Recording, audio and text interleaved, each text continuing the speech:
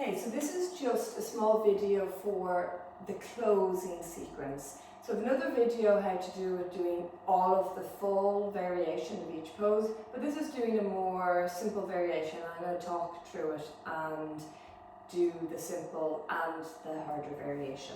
So after you've done your sequence and then you've come to your back bends, so you've either done bridge pose or you've done wheel pose, and then you've come back to sitting, you've come forward, and then you would take a vinyasa or chakrasana. And then you're coming to your shoulder stand. So you're going to lying on the mat. If you can't do a shoulder stand, you might come to something like this. Or if you can, you're going to bring your hands to your back. You don't want them up too far down the back, but you don't want them too low either. So you're having them something in the middle. The elbows are as close as you can. If they're out like this, you're not going to be supported. So you're bringing them in as much as you can, trying to get your weight up onto the shoulders as much as you can.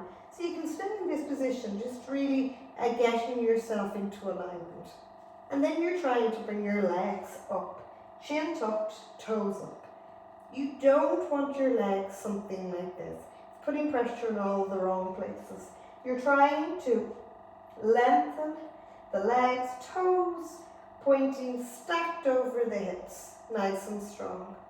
And then you're going to stay from anything from 5 to 25 breaths, depending on what you wish, or go for something like 15, depending on your teacher. And then exhale after that. You're bringing your legs over. You might find you're somewhere like this, so you keep your back supported. You might come all the way over and you're comfortable. And so then you could try clasping the hands, pulling them away from the back. You don't want the toes like this, you want them pointing away. You're coming up onto their shoulders as much as you can. And again, staying from 5 to 10 breaths. On the exhale, if it's comfortable, you're going to bring your knees towards your ears. While you're here, you may keep your hands like this. You may support your back, or you may gently place them on the back of the knees. Again, you're going to stay from 5 to 10 breaths, and then you're going to exhale, bring your hands to your back. You might come to the easy variation here. You cross your legs, you hold your knees and push the knees away from you. You might cross the legs and support the back because you don't have enough strength in the shoulders. Or the full variation, you're bringing your legs into lotus and then you're coming, pushing the knees away from you for 5 to 10 breaths. On the exhale, you would, for the full variation, you would stay in lotus. For the easy variation, you'd stay in cross-legged. You bring your legs in towards you. You'd either support the back or wrap your arms around the legs in lotus or cross-legged. So I'll just stay in the easy variation of cross-legged. Again, you stay from 5 to 10 breaths, and then you'd exhale, bring your hands to the mat.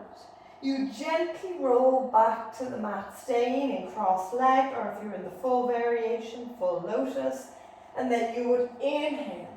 You bring the top of your head to the mat, and then an arch to your back. Your hands to your thighs. If you were in lotus, you'd hold your toes. If it wasn't comfortable on your neck, you would stay like this for another 5 to 10 breaths. Again, you want to take all of this nice and slowly. It's your closing down sequence. You're relaxing, your breath's getting a little bit slower. After that, you would then either keeping your head like this or head on the mat, raise the arms and the legs. And again, you would stay for another 5 to 10 breaths. Exhale on the easy variation. You would just exhale, you would relax. And then you might just come back up to sitting. Full variation, you do a roll back in Chakrasana. Otherwise, you come back up to sitting. And then you might do a full vinyasa, or you may not, decide not to. In the full primary sequence, here is where you would do your headstand. So I'm going to show you what you would do if you wanted to just prep on a headstand. You would come to a dolphin pose, elbow shoulder width, forearms out, and you could come something like this from 5 to 25 breaths, strengthening the shoulders. You want to keep the shoulders in the same space, the elbows and shoulders over each other, and then exhale. Or if you wanted to come to the next stage of prepping for a headstand, elbow shoulder width, clasping your hands, bringing the top part of your head onto the mat. Again, shoulders over elbows. You just gently walk in, keeping the strength in the shoulders, not the head, walking in. You might raise one leg, then the other. You might gently lift them up and back. Again, that's just prepping. I recommend nobody does a headstand without the help of a teacher. It's very easy to hurt your neck or your shoulders. But I just wanted to show you what goes next. If you were to come up into a full headstand, you come into your position, walk your legs in, inhale, raising. You stay for your 25 breaths. Exhale after 25. Legs 90 degrees for 10. Inhale again. Exhale. You come to child's pose. Again, you just take a few breaths in child's pose. And then you could take a vinyasa. Or you could come to the very last asana, so the full variation will be full lotus, or you'd come to half lotus, easier variation, cross-legged. You'd fold forward, hands behind your back, stay for 10 breaths, gaze to your third eye. Inhale. Exhale, hands by your knees, gaze to your nose, again, stay for 10 breaths. Inhale, look forward.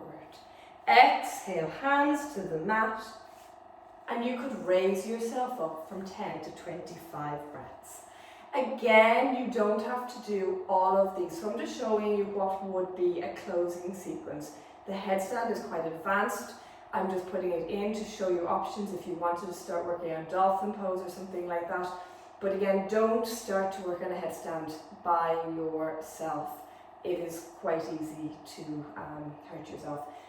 So if you have any questions on that, please ask me. But with the closing sequence, what's important is that it's slow, that you're bringing back your breath down back and your pulse and your heart rate back to where it was.